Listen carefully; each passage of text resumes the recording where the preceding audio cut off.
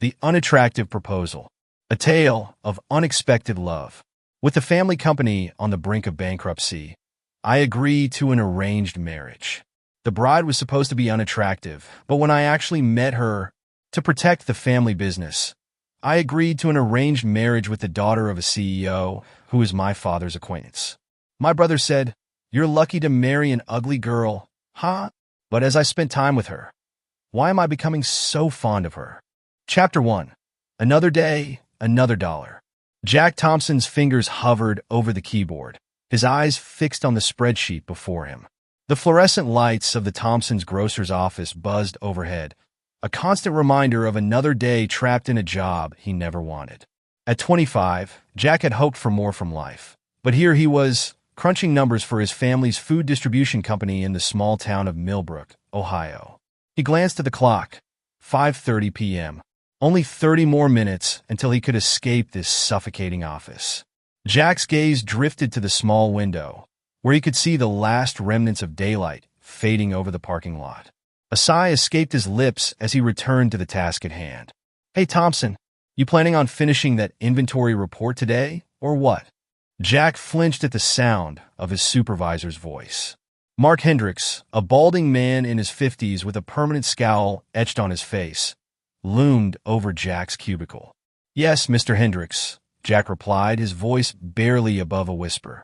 "I'm just double-checking the numbers. It'll be on your desk before I leave." Hendricks grunted, clearly unsatisfied. "Make sure it is. And for God's sake, Thompson, speak up. No one likes a mumbler." As Hendricks walked away, Jack could feel the eyes of his co-workers on him. He hunched lower in his seat, wishing he could disappear. It wasn't the first time he'd been called out, and he knew it wouldn't be the last. In the 3 years he'd worked at Thompson's Grocers, Jack had never quite fit in. The minutes ticked by slowly as Jack finished up the report. At precisely 5:59 p.m., he placed the document on Hendricks' desk and rushed to gather his things. He was halfway to the elevator when his phone buzzed with a message. "Dad, my office." "Now." Jack's heart sank. A summons from his father, the CEO of Thompson's Grocers, never boded well. With heavy steps, he made his way to the top floor, nodding politely to the secretary as he passed. Taking a deep breath, Jack knocked on the imposing oak door. "Come in," came the gruff response from within. Jack entered the office, immediately feeling small in the spacious room. Behind a massive desk sat Robert Thompson, Jack's father, and the formidable CEO of Thompson's Grocers. At 60, Robert still cut an imposing figure, tall, broad-shouldered, with a full head of silver hair and piercing blue eyes that seemed to see right through you. "Sit down, Jack," Robert said, not looking up from the papers on his desk. Jack lowered himself into one of the leather chairs facing his father's desk, his palms sweating. The silence stretched on for what felt like an eternity before Robert finally looked up. "Do you know why I called you here?" Robert asked, his voice stern. Jack swallowed hard. "No, sir." Robert's eyes narrowed. "I received a complaint from Mark Hendricks today. He says you're falling behind on your work, that you seem distracted." I've been working hard, Dad. I just wanted to make sure the numbers were accurate before." "Excuses," Robert cut him off. "That's all I ever hear from you, Jack. When are you going to start taking this job seriously?" Jack felt a familiar knot forming in his stomach. "I am taking it seriously," he protested weakly. Robert leaned back in his chair, regarding Jack with a mixture of disappointment and frustration. "You know, when I was your age, I was already running this company. Your brother, Mike? He was closing million-dollar deals fresh out of college. And you? You can barely handle a simple inventory report." The words stung, as they always did. Jack had spent his entire life being compared to his older brother, always coming up short in their father's eyes. "I'm trying my best," Jack said, his voice barely audible. Robert sighed heavily. "Your best isn't good enough, Jack. Not for this company. Not for this family." Before Jack could respond, the office door burst open. In strode Mike Thompson, Jack's older brother and the company's star salesman. At 28, Mike was everything Jack wasn't: confident, charismatic, and their father's pride and joy. "Hey, Dad." "Oh, didn't realize you were in a meeting," Mike said, flashing his trademark grin. "Should I come back later?" Robert waved him in. No, no. Come in, Mike. We were just discussing your brother's performance. Mike's eyes flickered to Jack, a hint of pity mixed with superiority in his gaze. Ah, I see. Well, don't be too hard on him, Dad. We can't all be natural-born businessmen, right? Jack felt his cheeks burn with embarrassment. He wanted nothing more than to disappear into the plush carpet beneath his feet. Actually, Mike, your timing is perfect, Robert said, a gleam in his eye. I have some news that concerns both of you. Jack tensed, wondering what bombshell his father was about to drop. Robert leaned forward, resting his elbows on the desk. I've been in talks with William Carter of Carter's Fine Dining. You know, they're one of our biggest clients. Mike nodded enthusiastically. Of course. I just closed a deal with them last month. Increased our distribution by 15%. Excellent work as always, Robert praised, causing Jack to sink lower in his chair. Well, William and I have been discussing a potential merger of sorts. A merger? Mike's eyebrows shot up. That's huge, Dad. Robert held up a hand. Not that kind of merger. A more personal one. His gaze shifted to Jack. William has a daughter about your age, Jack. Olivia, I believe her name is. Jack's stomach dropped as he realized where this conversation was heading. Dad, you can't be serious, he began, but Robert silenced him with a look. This could be a game changer for our company, Jack. The Carters are old money, with connections all over the Midwest. A union between our families could open doors we've only dreamed of. Mike let out a low whistle. Wow, an arranged marriage? That's some old-school business tactics, Dad. I love it. Jack felt the walls closing in around him. But Dad, I don't even know this girl. And what about my own choices? My own feelings? Robert's expression hardened. Your feelings? Jack, it's time you started thinking about something other than yourself. This company, this family, we've given you everything. It's time you gave something back. Yeah, little bro, Mike chimed in, clapping Jack on the shoulder. Think of it as taking one for the team. Who knows? Maybe you'll even like her. Jack looked from his father's stern face to his brother's amused grin, feeling utterly trapped. This was his life. Always being told what to do. Always being the disappointment. Always being used as a pawn in his family's grand plans. When? Jack asked, his voice hollow. This Saturday, Robert replied. You'll meet Olivia for lunch at Shea Lewis. And Jack, his voice took on a warning tone. Don't screw this up. For once in your life, do something right for this family. With that, Jack was dismissed. He stumbled out of the office in a daze, barely registering Mike's good luck pat on the back or the pitying look from his father's secretary. As he rode the elevator down to the parking garage, Jack felt the full weight of his family's expectations crushing down on him. He had always dreamed of escaping this life, of pursuing his passion for cooking, of finding love on his own terms. But now, it seemed those dreams were slipping further and further away. The cool evening air hit Jack as he exited the building, but it did little to clear the fog in his mind. As he climbed into his beat-up Honda Civic, a stark contrast to Mike's shiny BMW parked nearby, Jack wondered how his life had come to this. He was 25 years old, trapped in a job he hated, living in his childhood bedroom, and now being forced into a relationship for the sake of business. As he pulled out of the parking lot, the Thompson's grocer sign loomed large in his rearview mirror, a constant reminder of the chains that bound him. Little did Jack know that the upcoming lunch date, which he was dreading so much, would be the catalyst for a change that would turn his entire world upside down. Chapter 2. A Glimpse of Freedom. The next few days passed in a blur for Jack. He went through the motions at work, his mind constantly wandering to the impending lunch date. By the time Saturday rolled around, Jack's nerves were frayed to the breaking point.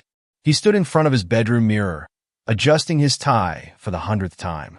The suit he wore, a hand-me-down from Mike, hung awkwardly on his slimmer frame. Jack had always been the smaller of the Thompson brothers, both in stature and presence. A knock on the door startled him. "Come in," he called out, expecting to see his mother with some last-minute advice. Instead, it was Mike who sauntered in, looking effortlessly put together in designer jeans and a crisp button-down shirt. Well, look at you, Casanova," he teased, eyeing Jack's outfit. "You clean up almost decent." Jack forced a weak smile. "Thanks, I guess." Mike approached, reaching out to straighten Jack's tie. Listen, little bro, I know you're not thrilled about this whole setup, but try to look at it as an opportunity, yeah? Who knows, this Olivia chick might be smoking hot. It's not about that, Mike, Jack sighed. Don't you think it's weird that Dad's basically selling me off for a business deal? Mike shrugged. That's just how it works sometimes in our world, Jack. Dad did the same thing with Mom, remember? And they turn out fine. Jack wanted to argue that their parents' loveless marriage was far from fine, but he held his tongue. There was no point in trying to make Mike understand. Anyway, Mike continued, just remember, smile, laugh at her jokes, and for God's sake, don't talk about your dorky cooking hobby. Girls don't find that attractive. With a final pat on Jack's shoulder, Mike left the room, leaving behind a cloud of expensive cologne and a weight of expectations. Jack took one last look in the mirror, hardly recognizing the nervous, suit-clad man staring back at him. With a deep breath, he headed downstairs. In the kitchen, he found his mother, Margaret Thompson, fussing over a flower arrangement. At 55, Margaret was still a striking woman, though years of living under Robert's thumb had left their mark in the tight lines around her eyes and mouth. "Oh, Jack, honey," she exclaimed upon seeing him. "You look so handsome. Olivia is a lucky girl." Jack managed a small smile. "Thanks, Mom." Margaret approached him, smoothing down his lapels with trembling hands. "Now remember, darling, be polite, ask her about herself, and, oh, try not to slouch, will you? You look so much more confident when you stand up straight." "I'll try, Mom," Jack promised, his heart aching at the nervous energy radiating from his mother. He knew she meant well, but her anxiety only added to his own. The sound of a car horn outside made them both jump. "That'll be your father," Margaret said, ushering Jack towards the door. "Good luck, sweetheart. Make us proud." The drive to Shea Lewis was tense and silent. Robert, dressed in one of his impeccable suits, kept his eyes on the road, occasionally glancing at Jack with a mixture of hope and trepidation. As they pulled up to the restaurant, Robert finally spoke. "Remember, Jack, this isn't just about you. The future of our company could depend on how this lunch goes. Don't let us down." Jack nodded mutely, his throat too dry to form words. He watched as his father drove away, leaving him standing alone on the sidewalk in front of the upscale French restaurant. Taking a deep breath, Jack straightened his shoulders and walked inside. The maitre d' led him to a table where a young woman was already seated, her back to him. "Miss Carter," the maitre d' announced, "Mr. Thompson has arrived." As the woman turned to face him, Jack felt his world tilt on its axis. Olivia Carter was nothing like he had expected. Instead of the stuck-up socialite he had imagined, he found himself looking into the warmest brown eyes he had ever seen. Olivia stood, smoothing down her simple but elegant blue dress.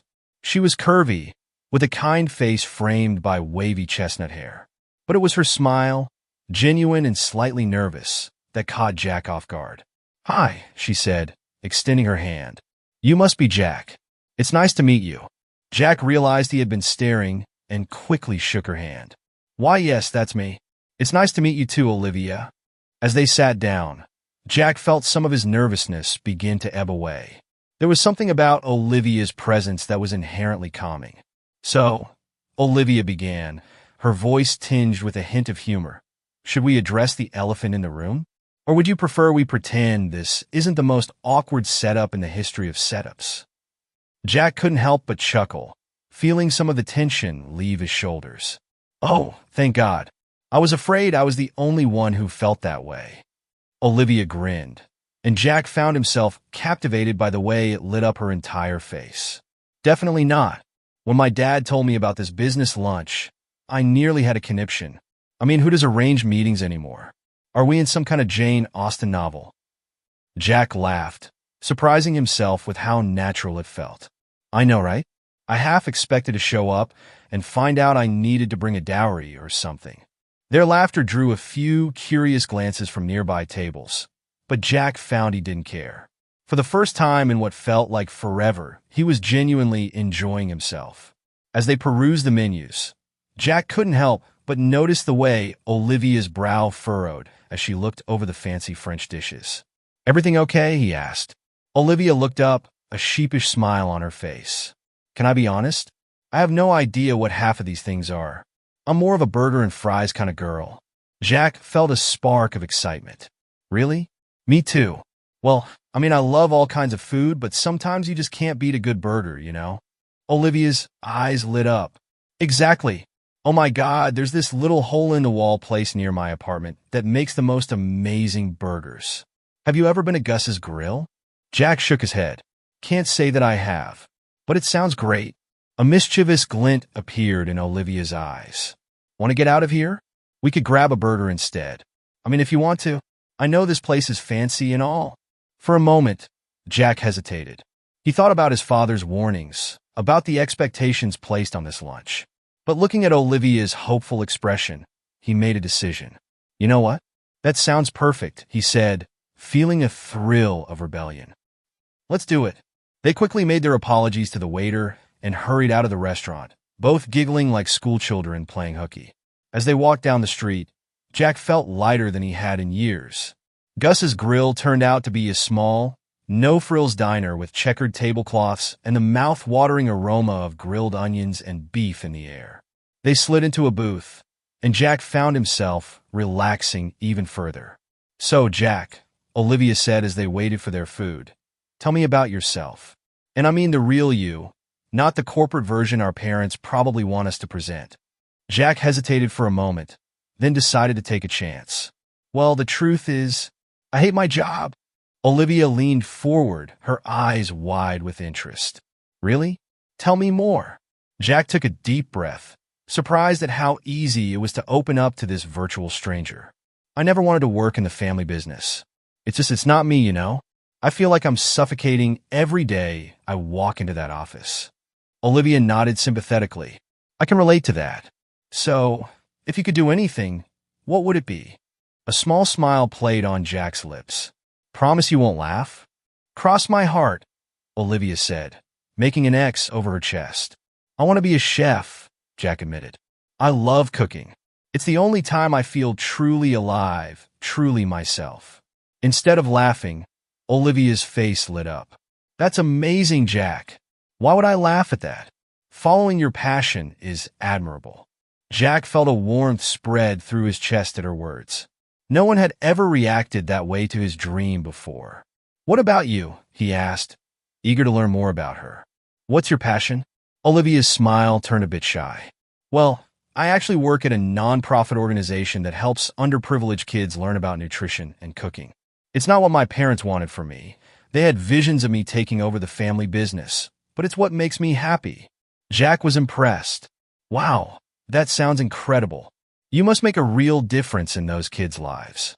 Their conversation flowed easily after that, punctuated by bites of what Jack had to admit were some of the best burgers he'd ever tasted. They talked about their childhoods, their hopes for the future, and their shared love of food. Jack found himself laughing more than he had in years, and he couldn't help but notice the way Olivia's eyes crinkled when she smiled. As the afternoon wore on, Jack realized with a start that hours had passed. He glanced at his watch and winced. Oh man, my dad's probably having a conniption by now. Olivia's face fell slightly. Yeah, I should probably check in with my parents too. They're probably wondering if we've eloped or something. They both chuckled, but there was an undercurrent of tension now. The real world was creeping back in. Listen, Jack, Olivia said as they stood to leave. I had a really great time today, and I know this whole thing was set up by our parents, but I'd like to see you again. If you want to, that is... Jack felt his heart skip a beat. I'd love that, he said, surprised by how much he meant it. They exchanged numbers, and as Jack watched Olivia walk away, he felt a mix of emotions he couldn't quite name. Joy at having met someone he connected with so easily, fear of what his father would say, and a tiny spark of hope that maybe, just maybe, things could change. Chapter 3: Ripples of Change. Jack knew he was in trouble when he walked through his front door. His father was waiting in the living room, his face a storm cloud of anger and disappointment. Where the hell have you been? Robert demanded, his voice low and dangerous. Do you have any idea how embarrassing it was to get a call from William Carter, asking why his daughter was seen gallivanting around town with you instead of having a proper lunch at Chez Louis? Jack steeled himself. For once, he didn't want to back down. Dad, I can explain, Dash. Explain? Robert interrupted. Explain how you've potentially ruined a multi-million-dollar deal because you couldn't follow simple instructions? Explain how you've embarrassed this family yet again. We just wanted to get to know each other in a more relaxed setting, Jack tried to reason. And it worked. Olivia and I had a great time. We really connected, Dash. Robert scoffed. Connected? This isn't about connecting, Jack. This is about business. This is about the future of this company. Your future. Maybe I don't want that future. The words burst out of Jack before he could stop them. The room fell silent, both men shocked by Jack's outburst. Robert's face turned an alarming shade of red. What did you just say? Jack took a deep breath. He was in it now. He might as well go all the way. I said, maybe I don't want that future. Dad, I've tried to be the son you wanted me to be. I've worked at the company for 3 years, even though it makes me miserable. But I can't do it anymore. I want to be a chef. That's my dream. For a moment, Robert just stared at him, as if seeing Jack for the first time. Then he laughed a harsh, humorless sound. A chef? You want to throw away everything this family has built so you can play around in a kitchen? It's not playing around, Jack insisted. It's what I'm passionate about. It's what I'm good at. Robert shook his head. I won't allow it. You have responsibilities, Jack. To this family, to this company. I never asked for those responsibilities. Jack shouted, surprising himself with his vehemence. I never wanted any of this. The sound of a slap echoed through the room. Jack's cheek stung where his father's hand had connected. They stared at each other, both breathing heavily. You ungrateful little Dash, Robert began, but was cut off by Margaret rushing into the room. What on earth is going on in here? She demanded, looking between her husband and son. Jack touched his cheek, still in shock. Without another word, he turned and ran up to his room, slamming the door behind him. As he collapsed onto his bed, Jack's phone buzzed. It was a text from Olivia. Hey, hope you didn't get into too much trouble. I had a great time today. Maybe we could do it again sometime? Smiley face. Despite everything, Jack felt a smile tugging at his lips. He quickly typed out a reply. It was rough, but worth it. I had an amazing time too. How about tomorrow? Olivia's response came almost immediately. It's a date, smiley face. As Jack lay there, his cheeks still smarting, he realized something had shifted inside him. For the first time in his life, he was ready to fight for what he wanted. And what he wanted was a life of his own choosing, a life that, he hoped, would include more days like today, more smiles like Olivia's, and more of the passion he felt when he was in the kitchen. He didn't know how he was going to make it happen, but he knew one thing for certain. Things couldn't go on as they had been. It was time for a change, and Jack was finally ready to make it happen. Chapter 4: Seeds of Change. The next few weeks passed in a whirlwind for Jack. By day, he went through the motions at Thompson's Grocers, keeping his head down and avoiding his father as much as possible. But his evenings and weekends were filled with a joy he had never known before. He and Olivia began seeing each other regularly, their connection growing stronger with each meeting.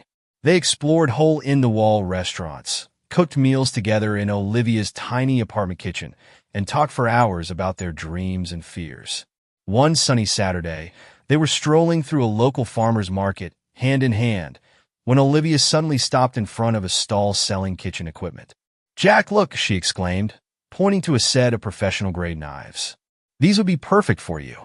Jack ran his fingers over the smooth handles, admiring the gleaming blades. They're beautiful, he murmured, but I can't justify spending that much on knives right now. Olivia squeezed his hand. Why not? You're an amazing cook, Jack. You should have tools that match your talent. Jack felt a warmth spread through his chest at her words. It still amazed him how supportive Olivia was of his passion. Maybe someday, he said with a small smile, when I have my own kitchen to put them in. As they continued their walk, Olivia grew quiet, a thoughtful look on her face. Finally, she turned to Jack. You know, there's a culinary school in Columbus that offers night classes. Have you ever thought about something like that? Jack's heart skipped a beat. The thought had crossed his mind, but he'd always pushed it aside as an impossible dream. I don't know. My dad would never approve. Olivia stopped walking and faced him, her brown eyes serious. Jack, I know your relationship with your family is complicated, but you can't live your life for them. At some point, you have to do what's right for you. Jack knew she was right, but the thought of going against his family's wishes terrified him. It's not that simple, Liv. The company, the family legacy, it's all tied up together. I understand that, Olivia said gently. But think about it this way. Wouldn't you be a better asset to the company if you were happy and fulfilled in your work? Maybe there's a way to combine your passion for cooking with the family business. Jack's mind began to race with possibilities. Could he perhaps develop a line of prepared meals for Thompson's grocers? Or start a catering division? For the first time, he allowed himself to imagine a future where he could pursue his dreams without completely turning his back on his family. You're right, he said slowly. Maybe I need to stop thinking in terms of either slash or and start looking for a both slash and solution. Olivia beamed at him. That's the spirit. And whatever you decide, I'm here for you. You know that, right? Jack pulled her close, overwhelmed with gratitude for this amazing woman who had come into his life. I know, he murmured, and I don't know what I'd do without you. As they continued their walk, Jack felt a newfound sense of purpose. He didn't have all the answers yet, but for the first time in his life, he felt like he was on the right path. That night, as Jack lay in bed, he made a decision. Tomorrow, he would look into those night classes. It was a small step, but it was a start. And with Olivia by his side, he felt ready to face whatever challenges lay ahead. Little did he know, the biggest challenge was just around the corner, and it would test not only his resolve but also the strength of his budding relationship with Olivia. Chapter 5. The Storm Breaks. 2 months into his relationship with Olivia, Jack felt like he was living a double life. By day, he was the dutiful son, going through the motions at Thompson's grocers. By night, he was a culinary student, throwing himself into his classes with a passion he'd never felt before. He hadn't told his family about the classes yet. He knew he should, but every time he thought about broaching the subject with his father, his courage failed him. The memory of that slap, of the disappointment and anger in his father's eyes, was still too fresh. Olivia had been his rock through it all, encouraging him, helping him study, and even taste-testing his culinary experiments, some more successful than others. Jack knew he was falling in love with her, and the thought both thrilled and terrified him. It was a crisp autumn evening when everything came to a head. Jack was in Olivia's kitchen, putting the finishing touches on a gourmet meal he'd prepared for their 2-month anniversary. The aroma of herbs and roasted chicken filled the small apartment. Jack, this smells amazing, Olivia said, wrapping her arms around him from behind. You've really outdone yourself this time. Jack turned in her embrace, planting a kiss on her forehead. Well, I had a pretty great inspiration, he said with a smile. Just as they were about to sit down to eat, Jack's phone began to buzz insistently. He glanced at the screen and felt his stomach drop. It was Mike. I should take this, he said apologetically to Olivia. It might be important. Olivia nodded understanding, and Jack stepped into the hallway to answer the call. Mike, what's going on? His brother's voice came through, tight with anger and a hint of something else. Was it fear? Jack, where the hell are you? Dad's on the warpath. He found out about your cooking classes. Jack felt the blood drain from his face. What? How? Does it matter? Mike snapped. He's furious. He's threatening to cut you off completely if you don't come home right now and explain yourself. Jack's mind raced. This was it, the moment he'd been dreading and avoiding for months. He glanced back at Olivia, who was watching him with concern from the kitchen doorway. I can't come right now, Mike. I'm in the middle of something important. Mike's laugh was harsh and humorless. More important than your family? Than your future? God damn it, Jack. Don't throw everything away for some stupid hobby. Jack felt a spark of anger ignite in his chest. It's not a hobby, Mike. It's my passion. It's what I want to do with my life. Your life. Mike's voice rose. Your life is here, with this family, with this company. When are you going to grow up and accept your responsibilities? The words stung, but they also strengthened Jack's resolve. I'm not going to apologize for pursuing something that makes me happy, he said firmly. Tell Dad I'll talk to him tomorrow. Jack, don't you dare dash, Mike began, but Jack had already ended the call. He turned back to Olivia, his heart pounding. I'm so sorry about that, he began, but she cut him off with a shake of her head. Don't apologize, she said softly. Are you okay? That sounded intense. Jack ran a hand through his hair, his mind still reeling. My dad found out about the cooking classes. He's not happy. Olivia's face fell. Oh, Jack, I'm so sorry. What are you going to do? He took a deep breath, surprised by the calm that was settling over him. I'm going to finish our anniversary dinner, he said. And tomorrow, I'm going to face my family and tell them the truth. All of it. Olivia's eyes widened. Are you sure? Jack nodded. I'm sure. I'm tired of living a double life. I want to be honest about who I am and what I want. And he hesitated for a moment before plunging ahead. I want them to know about us, about how important you are to me. Olivia's eyes filled with tears, but she was smiling. I'm so proud of you, Jack, and I'll be right there with you if you want me to be. Jack pulled her close, drawing strength from her presence. I wouldn't have it any other way. As they sat down to their slightly delayed anniversary dinner, Jack felt a mix of anxiety and excitement churning in his stomach. Tomorrow would change everything for better or worse. But looking at Olivia across the table, her face glowing in the candlelight, he knew that whatever happened, he was on the right path. The next morning dawned gray and drizzly, matching Jack's mood as he and Olivia drove to the Thompson family home. They had spent most of the night talking, planning, and reassuring each other. Now, as they pulled up to the imposing house, Jack felt a familiar knot of anxiety in his stomach. You ready for this? Olivia asked, giving his hand a squeeze. Jack took a deep breath. As ready as I'll ever be. They walked up to the front door hand in hand. Before Jack could even reach for his key, the door swung open, revealing a red-faced Robert Thompson. So, you finally decided to show up? Robert growled. His eyes narrowed as they fell on Olivia. And you brought her? Of course. Dad, Jack began, but Robert cut him off with a wave of his hand. Inside. Both of you. Now. They followed Robert into the living room, where the rest of the family was waiting. Mike sat in an armchair, his face a mask of disapproval. Margaret hovered nervously by the fireplace, wringing her hands. Sit down, Robert commanded, pointing to the sofa. Jack and Olivia sat, their hands still clasped tightly together. Jack could feel the tension in the room, thick enough to cut with a knife. Robert remained standing, looming over them. Explain yourself, he demanded. Explain how my son, my own flesh and blood, could betray this family like this. Jack felt Olivia's hand tighten around his. He drew strength from her presence and looked his father in the eye. I'm not betraying anyone, Dad. I'm just trying to be true to myself, Jack said, his voice steady despite the trembling he felt inside. Robert's face contorted with anger. True to yourself? What about being true to your family? To the legacy we've built? I've tried, Dad. For years, I've tried to be the son you wanted me to be. But I'm miserable. The company, the work, it's not who I am.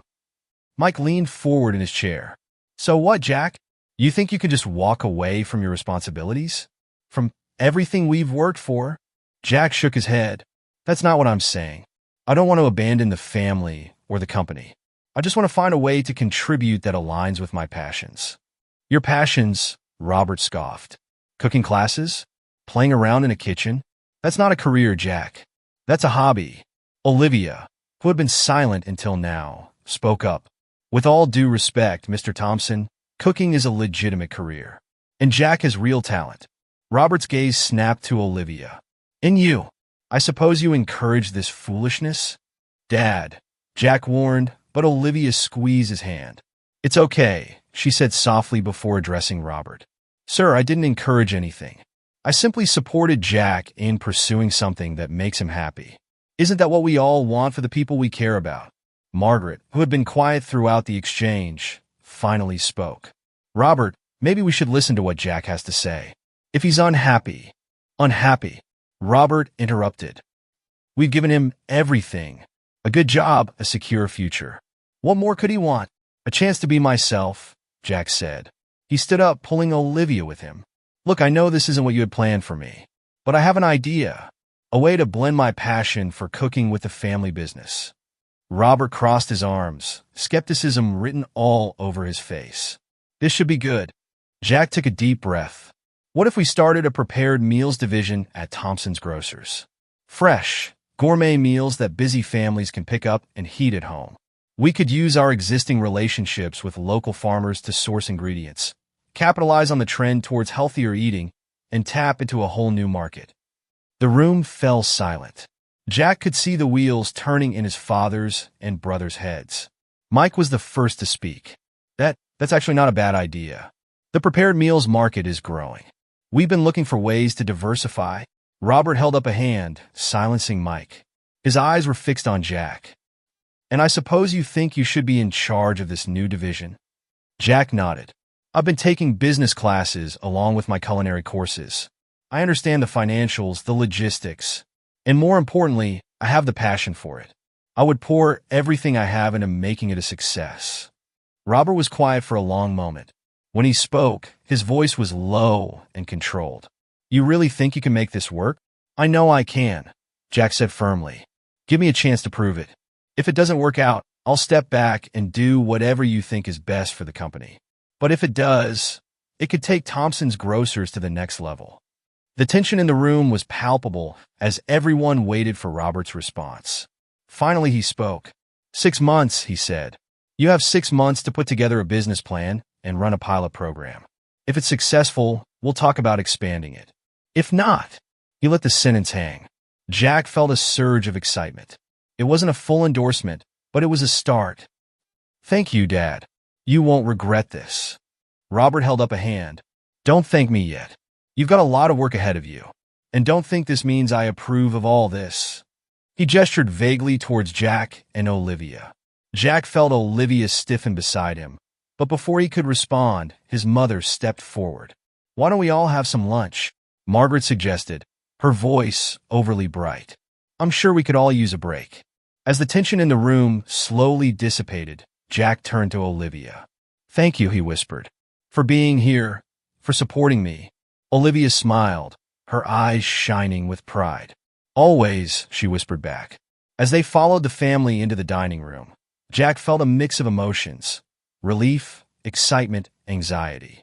He knew the road ahead wouldn't be easy, but for the first time in his life, he felt like he was on the right path.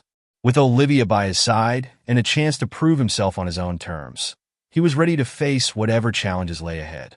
Chapter 6: The Uphill Battle. The next few months were a whirlwind for Jack. By day, he threw himself into researching the prepared meals market, developing recipes, and putting together a comprehensive business plan. By night, he continued his culinary classes, honing his skills and building a network in the food industry. Olivia was his rock through it all, offering encouragement, acting as a sounding board for his ideas, and making sure he remembered to eat and sleep amid his frenzied schedule. One evening, as they sat surrounded by stacks of papers and empty takeout containers in Jack's small apartment, Olivia looked up from the market analysis she was reviewing. Jack, she said, her voice tinged with concern. Are you sure you're not taking on too much? You've barely slept in weeks. Jack rubbed his eyes, feeling the fatigue deep in his bones. I have to make this work, Liv. It's my one shot to prove to my dad, to everyone, that I can do this. Olivia moved to sit beside him on the couch, wrapping an arm around his shoulders. I know, and I believe in you, but you need to take care of yourself too. You're no good to anyone if you burn out. Jack leaned into her embrace, allowing himself a moment of vulnerability.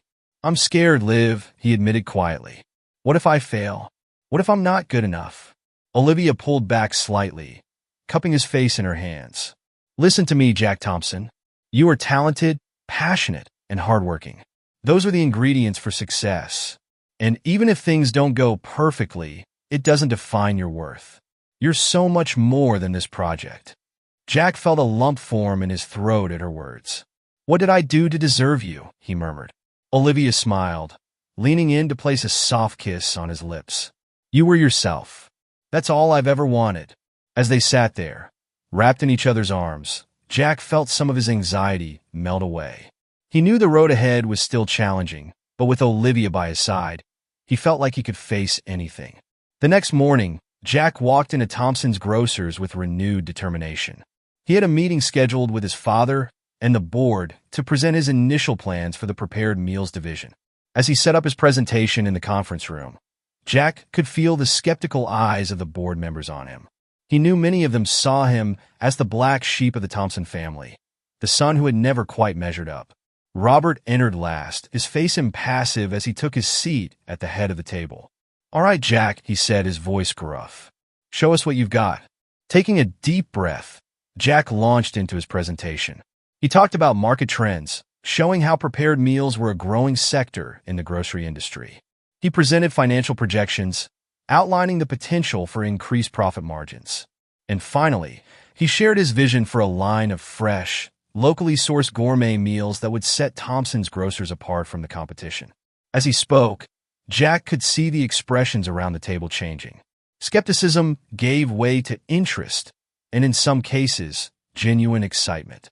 When he finished, there was a moment of silence. Then, to Jack's surprise, applause broke out among several of the board members.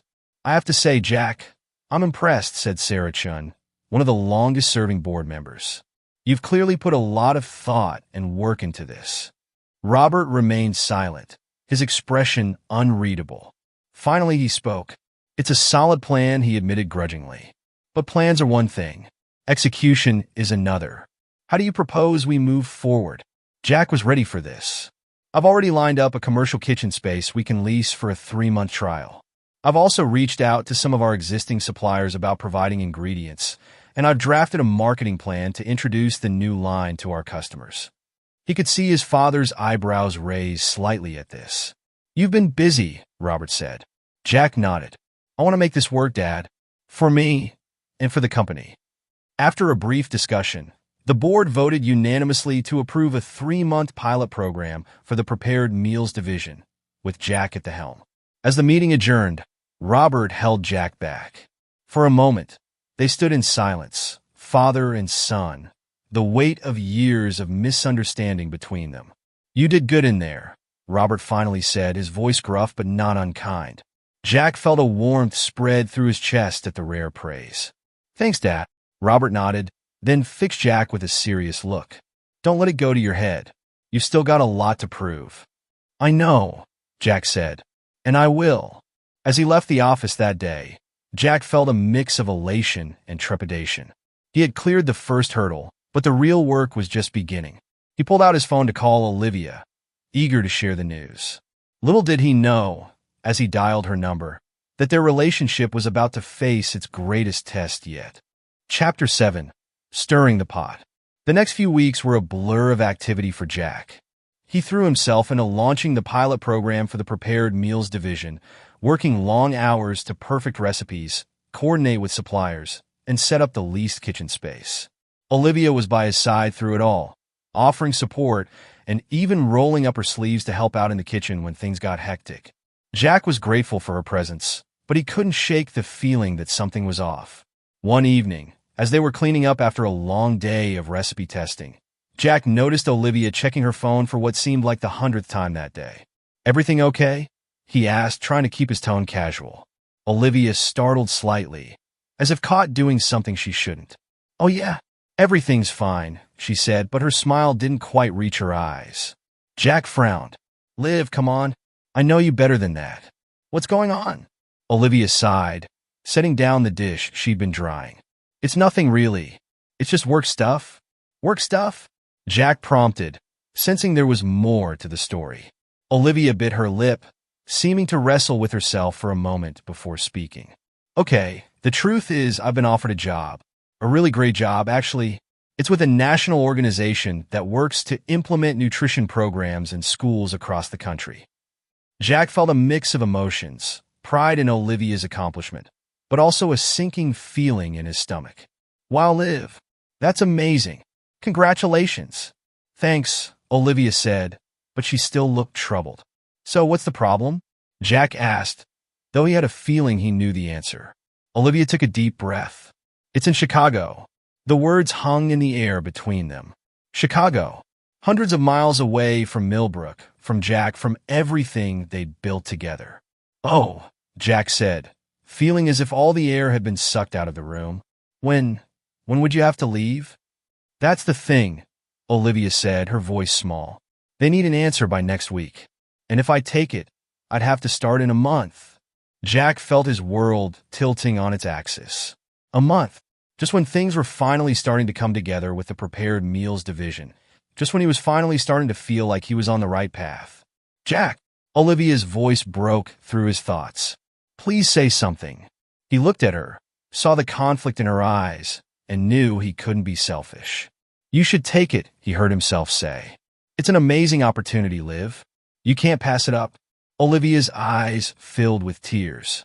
But what about us? What about everything we've built here? Jack pulled her into his arms, feeling her trembling against him. We'll figure it out, he said, trying to inject confidence into his voice. We can do long distance.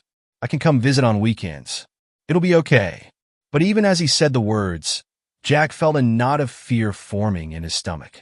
How would they make this work? How could he run the new division and maintain a long-distance relationship? And more importantly, how could he let Olivia go just when he'd finally found someone who understood and supported him? As they stood there in the kitchen, holding each other tightly, Jack knew that their greatest challenge was yet to come. The road ahead would test not only his new business venture, but also the strength of their relationship. And for the first time since he'd started down this new path, Jack wasn't sure if he was ready for what lay ahead. Chapter 8. Boiling Point. The next few weeks were a whirlwind of emotions and activity. Olivia accepted the job in Chicago, and suddenly their lives were filled with packing boxes, tearful goodbyes, and promises to make their long-distance relationship work. Jack threw himself into the prepared meals division with renewed vigor, partly out of determination to succeed, and partly to distract himself from the impending separation. The pilot program was showing promising results, with sales steadily increasing as word spread about the high-quality, convenient meals. The night before Olivia was set to leave, Jack prepared a special dinner for them in his apartment. He'd pulled out all the stops, creating a gourmet meal that showcased everything he'd learned in his culinary classes. As they sat across from each other, the candlelight flickering between them, Jack felt a bittersweet ache in his chest. I'm going to miss this, he said softly. Olivia reached across the table to take his hand. Me too. But it's not goodbye, Jack. It's just see you later. Jack nodded, trying to smile. I know. And I'm so proud of you, Liv. You're going to do amazing things in Chicago. They spent the rest of the evening reminiscing about their time together, making plans for visits, and reassuring each other that they could make this work. But as the night wore on, Jack couldn't shake the feeling that everything was about to change. The next morning, Jack drove Olivia to the airport. As they stood at the security checkpoint, neither seemed willing to let go. Call me when you land, Jack said, his voice thick with emotion. Olivia nodded, tears streaming down her face. I will. I love you, Jack. I love you too, he replied, pulling her in for one last kiss. And then she was gone, disappearing into the crowd of travelers. Jack stood there for a long moment, feeling as if a part of him had just boarded that plane to Chicago. The days that followed were some of the hardest of Jack's life. He threw himself into work with a fervor that bordered on obsession, staying late at the kitchen every night, tweaking recipes, and poring over sales reports. His family noticed the change in him. One evening, as Jack was leaving the office well past midnight, he ran into his father in the parking lot. Jack, Robert said, his voice gruff but tinged with concern. What are you still doing here? Jack shrugged, too tired to come up with an excuse. Just finishing up some work? Robert studied him for a moment. You know, son, there's such a thing as working too hard. Even I know that. Jack felt a flicker of irritation. I thought you'd be happy. Isn't this what you always wanted? Me, dedicated to the company? Robert sighed. Not like this, Jack. Not at the expense of everything else. For a moment, Jack was tempted to open up to his father, to tell him about the ache in his chest that never seemed to go away, about how much he missed Olivia. But old habits die hard, and he found himself putting up his usual wall. I'm fine, Dad. Really, just trying to make this division a success. Robert looked like he wanted to say more, but instead he just nodded. All right, just take care of yourself, son. As Jack watched his father drive away, He felt a mix of emotions he couldn't quite name. Part of him appreciated his father's concern, while another part resented it. Why now? After all these years, was Robert trying to play the caring father? The weeks turned into months, and Jack fell into a routine. During the day, he worked tirelessly on the prepared meals division, which was growing more successful by the week. At night, he and Olivia would video chat, sharing the highlights of their days and trying to maintain their connection across the miles. But as time went on, Jack could feel a distance growing between them that had nothing to do with geography. Their conversations became shorter, less frequent. Olivia was thriving in her new job, making new friends, and building a life in Chicago.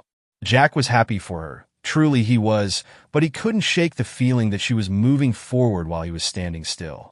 3 months after Olivia's departure, Jack was in the test kitchen late one night, experimenting with a new recipe, when his phone buzzed with a text from her. Olivia. Hey, are you free to talk? Jack's heart skipped a beat. They hadn't planned a call for tonight. Wiping his hands on his apron, he quickly dialed her number. Liv? Is everything okay? He asked as soon as she picked up. There was a pause on the other end of the line. Jack. Olivia's voice was soft, hesitant. We need to talk. Jack felt his stomach drop. He knew those words, knew what they usually meant. Okay, he said, trying to keep his voice steady. I'm listening. Olivia took a deep breath. Jack, these past few months, they've been hard. Really hard.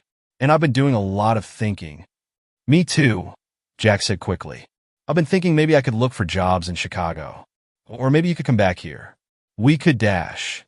Jack, Olivia interrupted gently. Please let me finish. He fell silent, his heart pounding in his chest. I love you, Jack. I really do. But I think we need to be realistic. This long-distance thing, it's not working. We're both so busy, and we're building separate lives. I feel like we're growing apart, and it's breaking my heart. Jack felt as if the floor had dropped out from under him.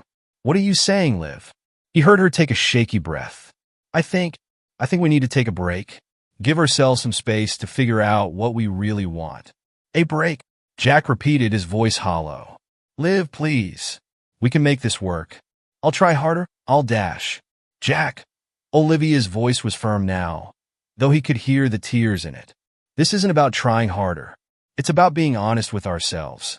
We're both changing, growing in different directions. Maybe we need to see where those paths lead us. Jack felt numb. This couldn't be happening. Not now.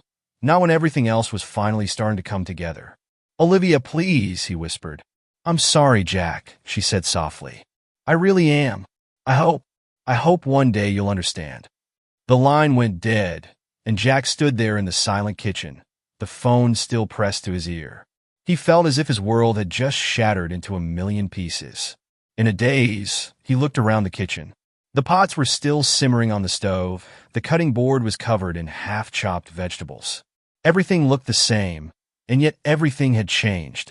Without thinking, Jack picked up a nearby plate and hurled it against the wall. The crash as it shattered seemed to break something inside him, and suddenly he was on the floor, his back against the cabinets, sobbing uncontrollably. That was how Mike found him an hour later, curled up on the kitchen floor, surrounded by broken crockery and the burnt remains of his abandoned recipe. Jesus, Jack, Mike said, kneeling beside his brother. What happened? Jack looked up at Mike, his eyes red and swollen. She's gone, he whispered. Olivia's gone. Mike's face softened with understanding. Without a word, he sat down next to Jack, putting an arm around his shoulders. For the first time in years, the brothers sat in silence, united in Jack's grief. As the first light of dawn began to filter through the kitchen windows, Jack finally stirred. He looked at Mike, who had stayed with him all night, and felt a surge of gratitude. Thanks, he said, his voice hoarse. For staying. Mike shrugged. That's what brothers are for, right? As they began to clean up the mess in the kitchen, Jack felt a resolve forming within him. He had lost Olivia, yes, but he still had his dreams, his passion. He had come too far to give up now. Mike, he said as they were finishing up, I need a favor. Mike looked at him curiously. What is it? I need you to cover for me for a few days. There's something I need to do. Mike studied him for a moment, then nodded. Okay, but Jack? Don't do anything stupid, all right? Jack managed a small smile. I won't. I promise. As he left the kitchen, Jack's mind was already racing with plans. He had lost the woman he loved, but he wasn't going to lose himself. It was time to take control of his life, once and for all. Chapter 9. Rising from the Ashes. The next morning, Jack woke up with a sense of purpose he hadn't felt in months. He showered, packed a small bag, and left a note for his family explaining that he needed a few days away to clear his head. Then he got in his car and started driving. He didn't have a specific destination in mind, but he found himself heading west, away from Millbrook, away from the memories of Olivia, away from the weight of his family's expectations. As the miles rolled by, Jack felt a weight lifting from his shoulders. After a few hours of driving, he found himself in a small town he'd never heard of before. On a whim, he decided to stop for lunch. The diner he chose was small and unassuming, but as soon as Jack walked in, he was hit by the most amazing aroma. "Welcome to Rosie's," a cheerful waitress greeted him. "Sit wherever you like, hon." Jack took a seat at the counter, still mesmerized by the smells coming from the kitchen. When the waitress came to take his order, he couldn't help but ask, "What's that amazing smell?" She grinned. "That'd be Rosie's famous pot roast. It's our specialty." "I'll have that then," Jack said, his stomach growling in anticipation. When the food arrived, Jack took one bite and felt as if he'd been transported. The meat was tender and flavorful, the vegetables perfectly cooked, and the gravy. Jack couldn't remember the last time he'd tasted something so delicious. "This is incredible," he told the waitress. "Is there any chance I could speak to the chef?" A few minutes later, a woman in her 60s emerged from the kitchen, wiping her hands on her apron. "I hear you wanted to talk to me," she said, her eyes twinkling. "I'm Rosie."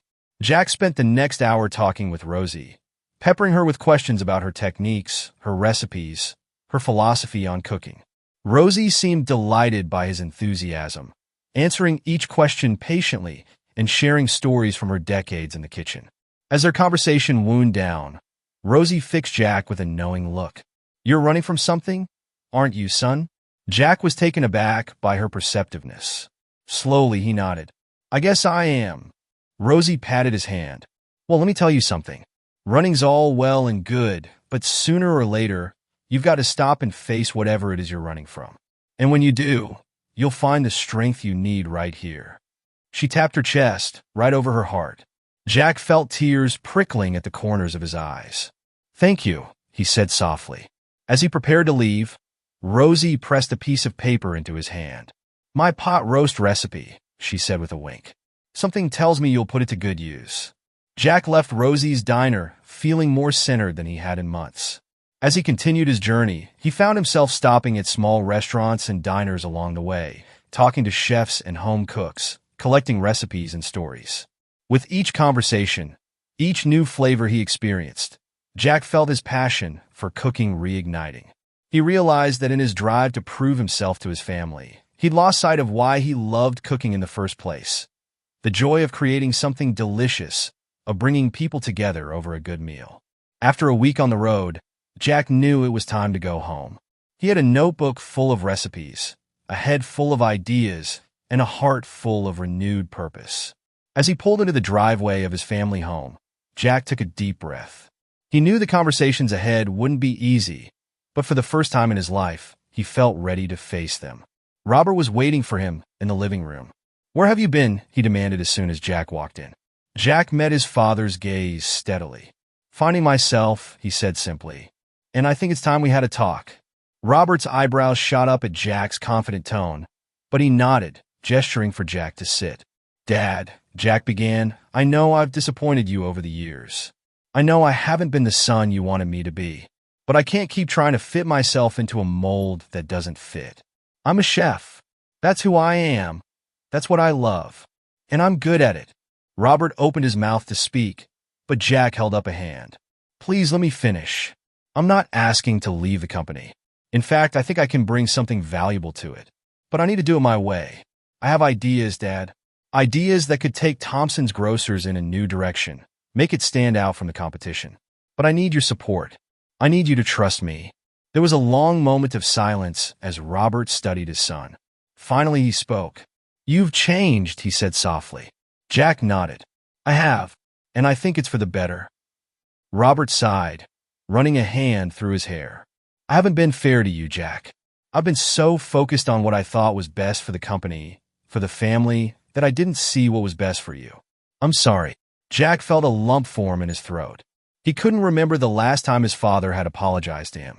"Thank you, Dad," he said quietly. "So," Robert said, leaning forward, "tell me about these ideas of yours." As Jack began to outline his plans for expanding the prepared meals division, incorporating the recipes and techniques he'd learned on his trip, he felt a sense of excitement building. For the first time, he and his father were talking as equals, as partners. By the end of their conversation, Robert was nodding thoughtfully. "It's ambitious," he said, "but I think it could work." "All right, Jack. You got my support. Let's see what you can do." As Jack left his father's study, he felt as if a huge weight had been lifted from his shoulders. He had faced his fears, stood up for himself, and come out stronger on the other side. He knew the road ahead wouldn't be easy. There would be challenges to face, obstacles to overcome. And yes, there was still an Olivia-shaped hole in his heart that would take time to heal. But as he stood in the kitchen that night, trying out one of Rosie's recipes, Jack felt a sense of peace wash over him. He was exactly where he was meant to be, doing exactly what he was meant to do. And for now, that was enough. Chapter 10. A New Recipe for Success.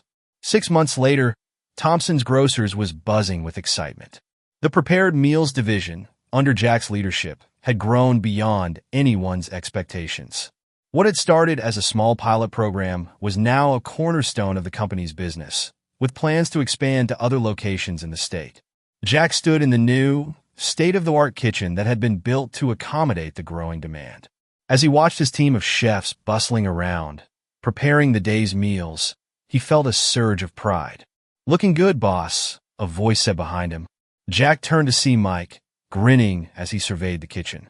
"Thanks," Jack said, still somewhat unused to hearing his brother's praise. In the months since his return, his relationship with Mike had undergone a transformation. The competitiveness that had defined their interactions for so long had given way to a genuine partnership, with Mike handling the business side of things while Jack focused on the culinary aspects. "Dad wants to see us," Mike said.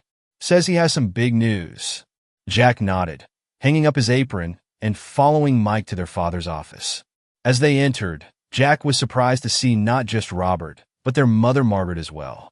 "Boys," Robert greeted them, his face uncharacteristically animated. "Sit down. We have something to discuss." Once they were seated, Robert leaned forward, his hands clasped on the desk. "I've been doing a lot of thinking lately," he began. "About the company, about the future, about our family." Jack and Mike exchanged glances, unsure where this was going. "The success of the prepared meals division has shown me that it's time for some changes around here," Robert continued. "Big changes, and that starts at the top." He paused, looking at each of them in turn. "I've decided to step down as CEO." The room fell silent. Jack felt as if he'd been punched in the gut. Despite their differences, he'd never imagined Thompson's Grocers without his father at the helm. "Dad," Mike started, but Robert held up a hand. "Let me finish. I'm stepping down, but I'm not going far. I'll be taking on the role of chairman of the board. And as for the CEO position," he looked at his sons, a small smile playing on his lips. "I think it's time for some new blood." Jack's heart was pounding. Surely his father didn't mean, "I want you boys to run the company together, as co-CEOs." The silence that followed was deafening. Jack looked at Mike, saw his own shock mirrored in his brother's face. "Both of us," Mike finally managed to say. Robert nodded. "You both bring different strengths to the table. Mike, you have the business acumen, the ability to see the big picture. And Jack, you have the creativity, the passion that's breathed new life into this company. Together, I believe you can take Thompson's Grocers to heights I never dreamed of." Jack was speechless. After years of feeling like he didn't belong, like he was the family disappointment, here was his father offering him an equal share in leading the company. "What do you say, boys?" Robert asked, his voice uncharacteristically gentle. Jack looked at Mike, saw the mixture of excitement and apprehension in his brother's eyes. Slowly, Mike nodded. "I'm in if you are, little bro," he said. Jack took a deep breath. I don't know what to say." "Thank you, Dad. I won't let you down." Robert stood, coming around the desk to put a hand on each of his son's shoulders. "I know you won't. Both of you. I'm proud of you. More than I've ever said." As the reality of the situation sank in, Jack felt a whirlwind of emotions. Excitement, fear, gratitude, and an overwhelming sense of coming full circle. He had started this journey trying to escape the family business, and now here he was about to lead it into a new era. That night, as Jack stood in his kitchen at home, cooking dinner for his family, something that had become a weekly tradition, he thought about how much had changed in the past year. He had lost love, found his passion, repaired relationships, and discovered strengths he never knew he had. As he put the finishing touches on the meal, a gourmet version of Rosie's pot roast, Jack heard the doorbell ring. Wiping his hands on a towel, he went to answer it. When he opened the door, he froze. Standing on his porch, looking nervous but determined, was Olivia. "Hi, Jack," she said softly. "Can we talk?" Jack felt his heart skip a beat. He knew he should be angry, or hurt, or at least wary. But seeing Olivia standing there, all he felt was a rush of complicated emotions he couldn't quite name. "Olivia," he said, his voice barely above a whisper. What are you doing here?" Olivia shifted nervously, tucking a strand of hair behind her ear. "I heard about your promotion. Co-CEO. That's amazing, Jack. I'm so proud of you." Jack leaned against the doorframe, trying to process the situation. "Thanks," he said, "but that doesn't explain why you're here." Olivia took a deep breath. "I made a mistake, Jack. A huge mistake. Leaving you ending things the way I did. It was wrong. I've regretted it every day since." Jack felt a familiar ache in his chest, but it was duller now, more of a memory than an active pain. "Liv," he began, but she held up a hand. "Please let me finish. I thought I needed to find myself, to build a life separate from you. But all I've done is realize that the life I want, the life that makes me happy, includes you. If you'll still have me." For a moment, Jack was tempted. The old part of him, the part that had been so desperately in love with Olivia, wanted to pull her into his arms and pretend the last 6 months had never happened. But he wasn't that person anymore. "Olivia," he said gently, "I'm glad you're doing well, and I appreciate you coming here to say this. But a lot has changed. I've changed." Olivia's face fell. "Oh," she said softly. "I see." Jack sighed, running a hand through his hair. "Look, why don't you come in? I'm in the middle of cooking dinner for my family, but we can talk for a bit." Olivia hesitated, then nodded. As she followed Jack into the house, her eyes widened at the delicious aromas coming from the kitchen. "Wow, that smells amazing." Jack couldn't help but smile. "Thanks. It's a new recipe I've been working on." As they entered the kitchen, Jack noticed Olivia taking in the professional-grade equipment, the neatly organized spice racks, the cookbook he'd been writing in. "You've really embraced the chef life, huh?" she said. Jack nodded. "It's who I am. Who I've always been, I think. I just needed to accept it." There was a moment of awkward silence as Jack checked on the pot roast. Finally, Olivia spoke. "Jack, I know I hurt you, and I know I have no right to ask for another chance. But is there any possibility?" Jack turned to face her, leaning back against the counter. "Liv," he said softly, "what we had was special, and I'll always care about you. But I'm not the same person I was 6 months ago. I've grown, I've changed, I've found my path." Olivia's eyes filled with tears. "And there's no room for me on that path." Jack shook his head. "It's not about that. It's about the fact that we're different people now. We want different things, and I think we both deserve to be with someone who wants the same things we do." Olivia wiped her eyes, nodding slowly. "I understand. I needed to try, to know for sure." Jack reached out, squeezing her hand gently. "I'm glad you did. It means we can have closure. Real closure this time." Just then, the sound of voices and laughter filled the house as Jack's family arrived for dinner. Olivia straightened up, composing herself. "I should go," she said. Jack nodded. "Take care of yourself, Liv. And hey, if you're ever back in town and want to try some of my cooking, You're always welcome. Olivia managed a small smile. I'd like that. Goodbye, Jack. As Jack watched Olivia walk down the driveway, he felt a sense of peace wash over him. Closing that chapter of his life felt right, like the final ingredient in a perfectly balanced recipe. Jack! His mother's voice called from the dining room. Is everything okay? Yeah, Mom, he called back, a smile spreading across his face. Everything's great. As Jack joined his family for dinner, serving up plates of his gourmet pot roast, he looked around the table. His father, who now looked at him with pride instead of disappointment.